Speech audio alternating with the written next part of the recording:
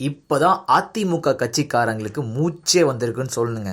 முக்கியமான காரணம் ஒரு ப்ரெஸ் மீட் வச்சது யாருன்னு பார்த்தீங்கன்னா, அப்போலோ ஹாஸ்பிட்டலோட சீஃப் டாக்டர் இல்லை ஓனர் எப்படின்னு வச்சுக்கலாம் நீங்கள், டாக்டர் பிரதாப் ரெட்டி அவர்கள்.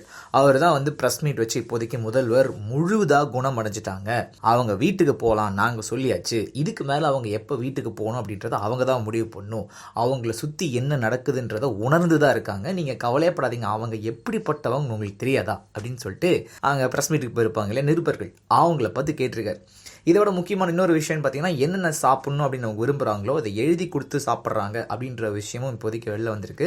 அவங்களுக்கு சிகிச்சை கொடுக்குறவங்கள தவிர்த்து வேறு யாரும் இப்போதைக்கு அவங்கள போய் பார்க்குறதெல்லாம் கிடையாது. அதையும் தாண்டினா ரெண்டு பேர், ஒருத்தங்க சசிகலா, ஒருத்தங்க இளவரசி, அவங்க மட்டும் தான் பார்த்துட்ருக்காங்க.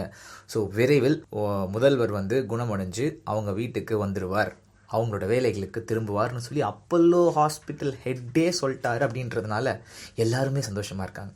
ஏன்னா இது நாள் வரைக்கும் அவரை இது வரைக்கும் நீங்கள் வெளில பார்த்துருக்க முடியாது, ஃபோட்டோ கூட பார்த்துருக்க முடியாது, செய்திகளில் படிச்சிருக்கலாம். சீஃப் பிரதாப் ரெட்டி, அவங்களோட பொண்ணு காயத்ரி ரெட்டி, இவங்கெல்லாம் வந்து பேசினாங்க, ஆளுநர்கிட்ட வந்து சொன்னாங்க, ராகுல் காந்தி கிட்ட பேசினாங்க, அருண் ஜேட்லி கிட்ட பேசினாங்க, இப்படி முக்கியமான பிரமுகர்கள் வரும்போது இவங்க பேசினாங்கன்றது ஒரு குறிப்பாக மட்டும் வரும். ஆனால் இன்னைக்கு தான் வெளில வந்து அவர் பேசியிருக்கார். முக்கியமான காரணம் என்னன்னா, கையில் எந்த விதமான பதிலும் இல்லாமல் எக்கச்சக்கமாக கேள்வியெல்லாம் கேட்டு மாட்டிட்டு என்ன பண்ணுறது அப்படின்ற ஒரே ஒரு காரணம் தான். ஸோ இப்போ ப்ரெஸ் மீட் வச்சுட்டாங்க அப்படின்ற காரணத்தினால இனி வதந்திகளுக்கும் முற்றுப்புள்ளி வச்சிடலாம், சீக்கிரமாக அவங்க வீடு திரும்புவாங்கன்னு சொல்லி நம்பலாம் சார்.